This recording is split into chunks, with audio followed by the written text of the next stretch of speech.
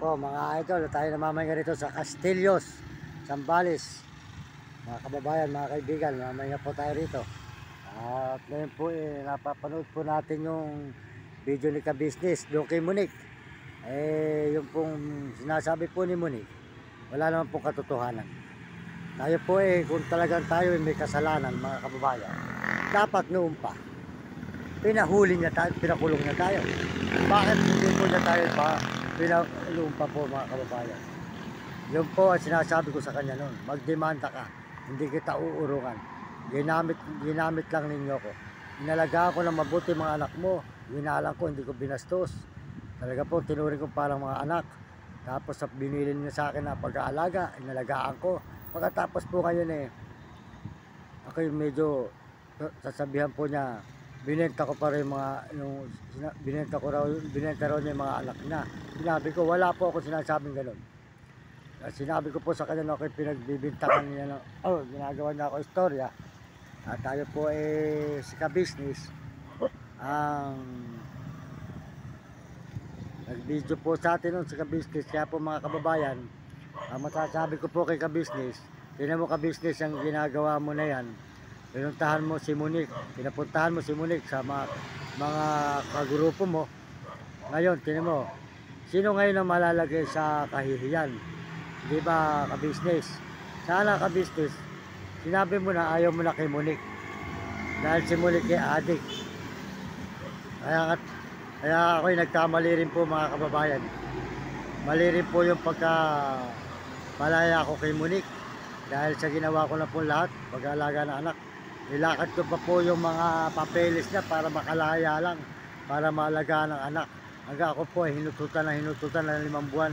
Pinarahan ako ng pinarahan kahit ako naglilimos. 200, may 300, may 400 pa ako nabibigay araw-araw, mga kababayan.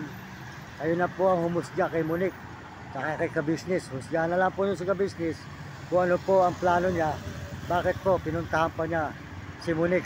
Ano po ba ang dahilan? Dahil po ba siya nag-birthday?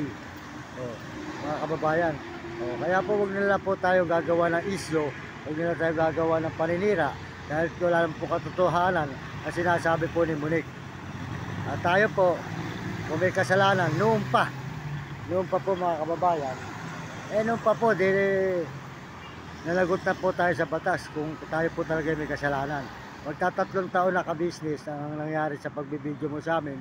At tingnan mo, sumama na naman ang pagka-video mo kay Monique. Alam mo naman po si Monique, mga kababayan, maraming ginagawang paraan na salita. Kahit hindi katotohanan, sinasabi niya ng baliktad, mga kababayan. Kaya tayo po ay wala lang tiwala kay Monique. Kaya husgahan na lang po nyo si Monique. Pag hindi po nyo natulungan si Monique, wala po, gagawa ka na ng paninira pag wala ka lang tinutulong sa kanila. At si Monique po, pag binigyan nyo, binibili lang po ng shabu. Ganun po ang trabaho ni Monique. Kaya si Monique, wala pong kwentang tao, wala pong kwentang tulungan.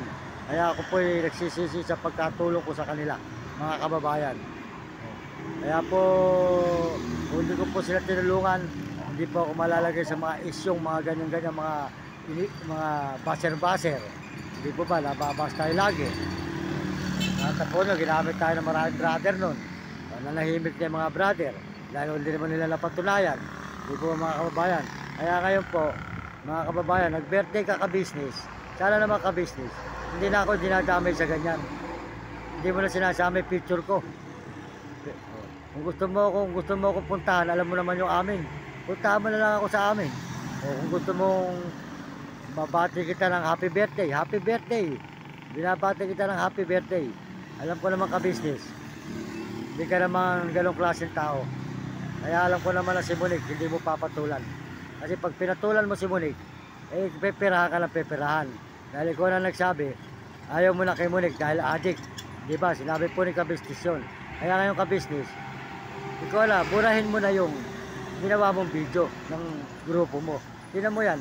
Ikaw rin ang mapapahiya dyan sa video na yan, hindi naman ako. Ako wala namang kasalanan . Nag-video ka lang ganyan. Sino naman ang masisira? Ikaw masisira sa mga views mo, sa mga sumusuporta sa'yo. Ikaw ang masisira sa sumusuporta sa'yo, Ka-Business. Ano masasabi ko sa'yo? Kasi ako nananahimik na ako. Ayoko na po ako ng ginugulo pa. nananahimik na ako, gumagawa ko ng maganda na sa buhay ko para sa aking magulang. Kaya ako nagsisipag mag-video. Kaya po ako sana ako nagsusot, naglalakad araw-araw sa loob ng 3 taon. Sana ako naglalakad, mga kababayan. Kaya wag na po nila akong guguluhin pa. Yun lang po. Pag ako po yung ginulo nila, lalaban po ako ng demanda. Lalabanan ko po sila. Kaya hindi po tayo uurong sa kanila. Kahit po kay Monique. Patunayan po niya. Kamukha po niya. Si Lelay may asawa na. Buntis na. Buntis na po si Lelay. Mapapanood nyo. May asawa na. Patunayan po niya. Sa korte. Kung ako po talaga may kasalanan. Marami pong hahanapin sa korte ebidensya. Siya. Para sa akin. Ano po mapapatunayan ng ebidensya? Tinuturuan po niya yung mga anak niya. Kaya po nung Mario Mendoza Vlog anak. Sa YouTube. Mahirap pa tayo. Okay, nangangarito. Ayan. Nag-aaral ba kayo? Mag-aaral kayo mabuti, no? Magbutihin nyo.